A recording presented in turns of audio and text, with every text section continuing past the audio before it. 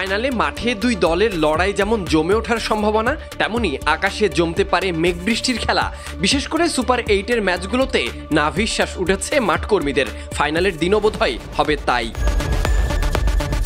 ফাইনালেও সম্ভাবনা আছে বৃষ্টির, তাতে কি রিজার্ভ ডে তো আছে, কিন্তু দুর্ভাগ্যজনকভাবে বার্বাডোজের রিজার্ভ ডেতেও নাকি হবে বৃষ্টি।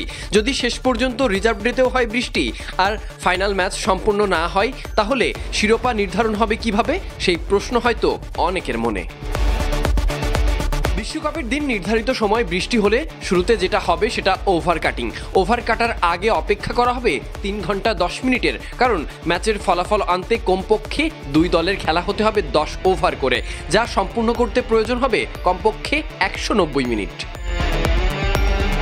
ওদের তথ্য অনুযায়ী শনিবার অর্থাৎ 29শে জুন খেলার সময় আকাশ মেঘলা থাকবে। ম্যাচের দিন বজ্রপাত সহ 47% বৃষ্টির সম্ভাবনা রয়েছে। বার্বাডোজের স্থানীয় সময় সকাল 10:30 থেকে খেলা শুরু হবে।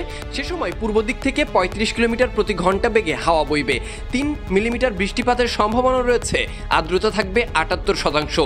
তাপমাত্রা 31 ডিগ্রি সেলসিয়াস। দুপুরের দিকে তাপমাত্রা 1 ডিগ্রি কমবে। বৃষ্টির সম্ভাবনাও কিছুটা কমবে।